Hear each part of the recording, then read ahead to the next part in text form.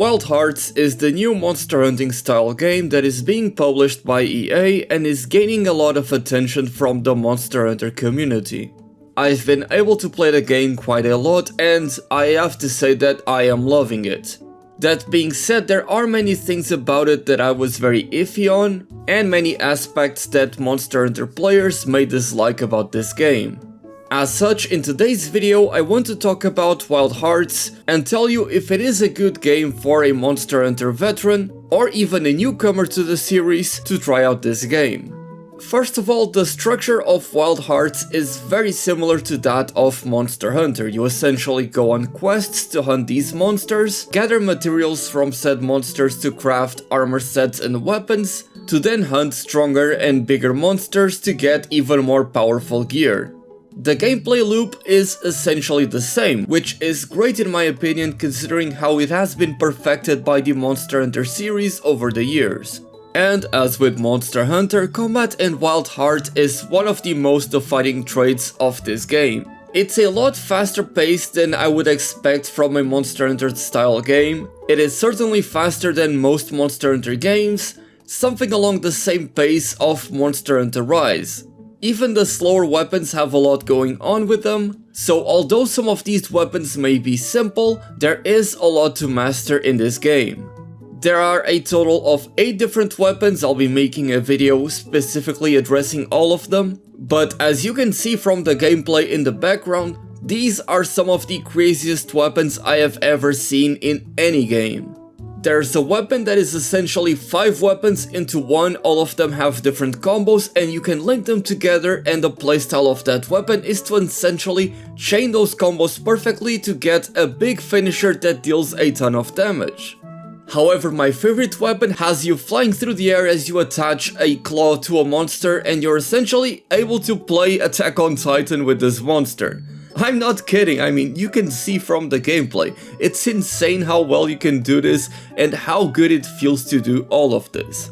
But I'm sure as you can see from the gameplay as well, a lot of the gameplay revolves around the specific gimmick that sets Wild Heart apart from other games in this genre, which is the Karakuri. The Karakuri are these gadgets that you can use, which I'm certain a lot of you have seen memes about, referencing Fortnite and such, where you're essentially able to build different kinds of gadgets. You're able to build these boxes that you can climb on top of and jump on top of the monster, and use specific attacks that can only be performed that way, or you can also use those boxes to create a huge gate that is able to block incoming damage. You can also create these springs that essentially allow you to dash out of the way of an incoming attack, or you can also use them as a gap closer of sorts. And again, you have follow-up attacks that can only be performed after using these platforms. You can also use these gadgets to create flash bombs, a huge hammer that bonks on the monsters and usually KOs them or stuns them. There's a lot of utility that can be created with these gadgets, and so you're using your environment a lot more than you would typically use in a Monster Hunter game. And that leads to the second biggest thing about Wild Hearts, which is also using these Karakuri to modify the environment in various different ways to not only explore the map, but essentially conquer it. So in Wild Hearts, when you go on a quest, you have a huge map to explore, much bigger than any map in Monster Hunter. These maps have a lot of verticality, and so it is up to you to find ways to traverse them effectively. You're able to essentially set up camp wherever you desire, as well as place things such as a forgery smithy, so that you can craft your gear there without having to return to the village. And you can also do things like create a zipline that allows you to traverse through the map, that you can place anywhere you want, and at any point, if you so choose, you can just remove them out of the way and place them somewhere else. I've managed to create some zip lines that take me from my camp to some of the most common spots where you usually find monsters, so that way you're able to get right into the action very quickly. Of course, you could also set up camp right outside the monster spawn or where they typically roam. However, the thing with that is, when you start combat near these campsites, those facilities will become unavailable, which is understandable, after all you're in combat. So it is typically a better solution to place these facilities somewhere safe that is still somewhat close to the action. I also like how healing is tied to one of these facilities that you can find and then conquer. So at the start you only have 10 of these flasks of healing, or you could call them potions, and the only way to refill them is by either collecting these plants that are spread throughout the map, or by performing a special grab on the monster mid-combat, Dragon's Dogma style, and essentially gather some extract from the monster that will allow you to use your Karakuri more often, but will also replenish some of your healing.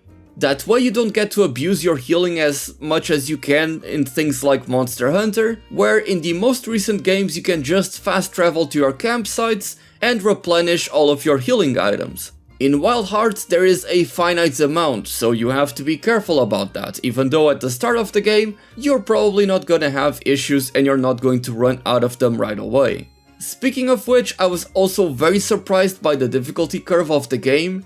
It starts out as a very easy game, but it slowly ramps up the difficulty to the point where not too far into the game you start running into monsters that, if you start attacking them without thinking about their moves or without you learning the moveset of your own weapons, you're going to get severely punished and you may even cart or fail a quest. Now, as for the monsters in Wild Heart, Kemono as they are called, these giant creatures that use elemental energy, for the most part have very good designs and have interesting attacks, with the rampaging fire ape, Lava Back being one of my favorites.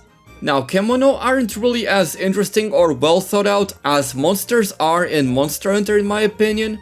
They don't have that interesting aspect where Monster Hunter developers typically try to make them more believable and fit naturally into their world, and have these different aspects that make them feel realistic. Like for example giving an explanation as to why Royal Ludroth has that sponge mane.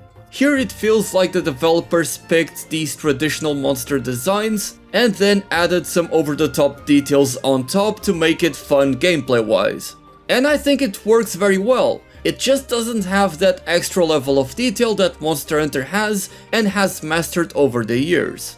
Even still, some of the more challenging Kemono in Wild Hearts are going to put up a fight with you, and if you're not prepared, you're definitely going to cart a lot.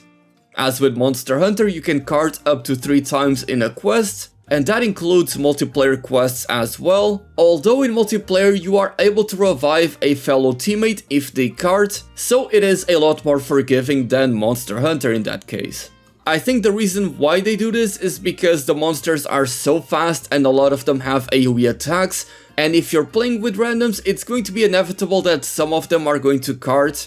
So this is a way to essentially you still play multiplayer with random people without having the feeling that they're essentially dragging you down and making you fail those quests. Because multiplayer in Wild Hearts is a lot of fun. I also want to make a video addressing specifically the multiplayer aspect of this game, but being able to use all of these gadgets together with other players, combining resources from all of them, placing ziplines everywhere and just being cooperative is a lot of fun and is something totally different, and I was very surprised that these gadgets that I was very wary of going into Wild Hearts are one of my favorite aspects of the game. The developers have done a fantastic job with them and they make combat a lot more fun this way. That being said, the combat of the game can be a bit tricky to get into. It took me a while to get adjusted, and while I was getting adjusted to the combat, it felt a bit floaty and it wasn't sitting right with me. But once I got adjusted to the moveset of the weapons and how to use the Karakuri efficiently, it all clicked and it is now one of my favorite combat systems. So overall, in terms of combat, I would say that this is extremely different when compared to Monster Hunter, even though it retains a lot of the aspects when it comes to breaking monster parts, cutting off the tail, attacking weak spots. That aspect is still there in the game, but what you do yourself as a player is vastly different. The gearing system in Wild Heart is also very fun. It's one of those systems that can be very simple and easy to understand, but if you want to get really deep into it, there are many things to tweak and customize to get your perfect build. I'm not at endgame just yet, I still need to play through a lot of the game to get there I think, but I'm very satisfied with the way you're able to craft and customize your armor sets and especially the weapons. I say this because when it comes to weapon crafting, you can go overboard with it. You essentially have this weapon tree that is similar to that of the recent Monster Hunter titles. The cool thing about it is that you can take essentially perks from other weapons and inherit them to the weapon that you are currently using. And additionally, the game has this really cool aspect that if you're not too happy with the weapon that you have crafted, you can essentially revert and refund all the materials that you have spent to craft that weapon, get it back to its base form, and then, for example, you can pick a different weapon and spend those materials to see how good the weapon would be with those materials. So for example, you have upgraded your hammer just to try it out, but you don't like the hammer's moveset too much, you want to go back to the katana. Well, in that case, you can just refund the material costs. It's only going to cost a little bit of gold, which is very easy to come by in this game, and then you can pick up your basic katana and upgrade with those same materials. So as you are playing through the game, you are essentially able to try out a lot of different variations of the weapons without ever having to regret or having to grind a lot. Which is something that I appreciate because I usually don't tend to farm a lot in Monster Hunter until I get to the end game, because I know that a lot of the gear is going to get replaced anyway. But in Wild Heart, you can craft as many weapons as you want, since you can get the materials back at any point. Now, the reason why I haven't really mentioned the story or the narrative or the characters, well, it's a Monster Hunter style game. Characters aren't really the main thing about the game, nor is the story. While there are some cool moments of spectacle in the story, the characters themselves aren't very memorable, and while the game does try to make these characters appealing and having these different side quests with them and whatnot, to be honest, I just couldn't be asked to care about whichever characters or even to remember their names. Maybe that's just me as someone that tends to not pay too much attention to story in these games and just wants to focus on the gameplay loop, but if you are looking for compelling characters or an interesting story, sadly you're not going to find it here. There's still a lot more of Wild Heart that I want to play through, and I want to make many videos about this to help you guys through the game. I'm talking about guides, builds, tier lists, whatnot. I'm loving this game, I'm having a lot of fun, and I genuinely think that you guys are going to enjoy it as well. This video isn't sponsored or anything in case you're wondering, but I really like this game and I saw that many of you were interested in it, so I wanted to give you guys my thoughts as I'm going to be making more videos on Wild Heart in the future. Tell me if you guys are going to be getting this game in the comment section below. I would be very much interested in knowing your guys' thoughts on the game, and if you have had the chance to play it through EA Play or whatever that program is called. That being said, thank you all so much for the support. We're almost at 13,000 subscribers, the channel has exploded recently, and it's all because of you. Thank you very much for watching, my name is Dark Hero, and as always, happy hunting.